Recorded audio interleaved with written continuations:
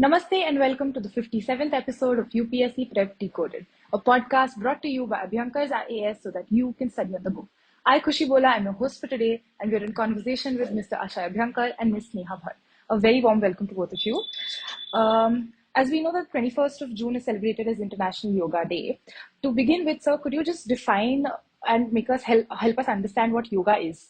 Good question, but I think Sneha is the expert here, so I'm going to try to kind of put her up. So, yoga is never about classes and it's never about masses.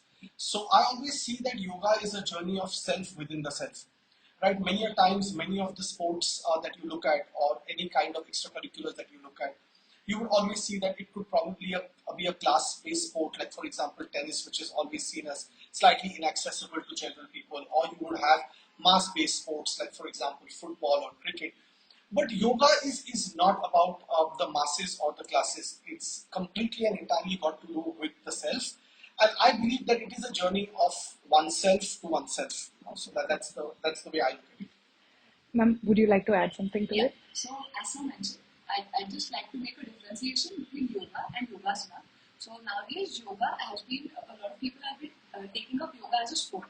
So when people are taking up yoga as a sport, it has been, they call it yogasana. So basically, yogasana deals with all the postures. And as sir mentioned, yoga is being dealt with as a holistic approach, which includes physical, mental, and emotional well-being. Right. Having understood what yoga means, can we dive into the significance of International Yoga Day and with regards to the same, the contribution that India holds? Right. You see, India today is celebrating its cultural diversity. It is completely celebrating its civilizational past. So if you look at yoga, yoga is not an art. It is not a science. It's definitely not a philosophy. I would say that it's an amalgamation of all these three. It's a way of life. And nothing better exemplifies the Indian civilization essentially as one that embodies, celebrates, and exemplifies this way of life. Right, sir. Ma'am, your points. I think India has contributed a lot in the field of yoga. So as you can see, a lot of people from abroad are coming to India and pursuing a lot of courses in yoga, and they've been going back to their countries and preaching the same courses. So they've been preaching yoga. So it can be said that internationalization of yoga is happening today. Right. And recently, in 2016, the US Olympic Association recognized yoga as a sport, and the Indian Olympic Association also accepted it as a sport. Right. So I think that is a huge step. And along with that, the government of India has included yoga as a sport in the year 2001. It has included it in the the Khelo India Youth Games. Right. So you said yoga is a way of life. So keeping that in mind, could you quickly highlight the importance of yoga in our everyday life and also link the importance of mental health, physical health, and the role that yoga plays? Absolutely. Just taking off from what Sneha was mentioning earlier, and she said that it's about your physical, mental, and emotional well-being. I believe that yoga is more seen as a physical activity or as a sport, or it's being commercialized today in the way in which it's being taught. But I always believe that yoga is not about postures or not being able to do certain asanas and etc.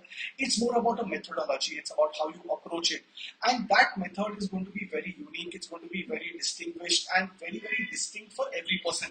So, for example, the way Khushi, you would probably do an asana to say the way that Sneha would do it or I would do it, would be completely different, and we would all be right as long as we're following the same method. Yeah. So, when you look at yoga, you are essentially looking at the larger dimensions of healthcare. And today in India, with the Pradhan Mantri Jan Arogya Yojana and the entire Ayush Ministry, and the push that we are having for yoga, for Unani, for Siddha, for homeopathy, is brilliant because you're going to see an interweaving of all these holistic healing techniques. I don't call them medicine, they heal you, right? Because they're healing you at a physical level, at an emotional, mental, psychological level.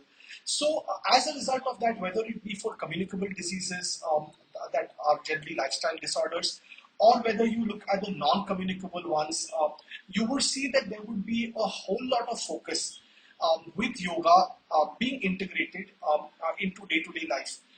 Having said that, I believe that just 5 minutes of devoting to yourself every day, a stretch here and there, a Surya Namaskar, some form of Vipassana, or anything else that works for you. And I think Sneha is the expert here. She could probably give you a quick DIY on what you need to do every day and how you need to focus on it.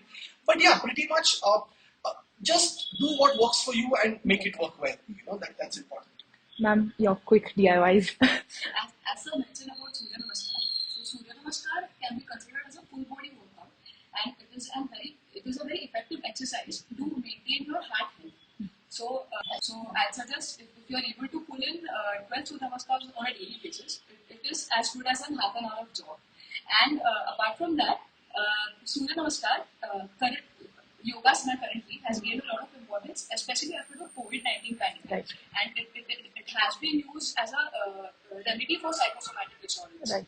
And I say currently survival of the fittest has become a key. And yoga can be used, yoga is a very important factor or an important key for the survival of the fittest. Right. Thank you so much, sir and ma'am. Lots to take back. We have a task of Surya Namaskars and the survival of the fittest. To our listeners, if you enjoyed this podcast, do like, share, and subscribe. Your inputs, feedbacks, and suggestions are always welcome. You can email us through info@abhyankarias.com, and you can comment your suggestions down below. And don't forget, we're now available on Spotify, Google, and Apple Podcasts as well. Keep listening and stay tuned for more.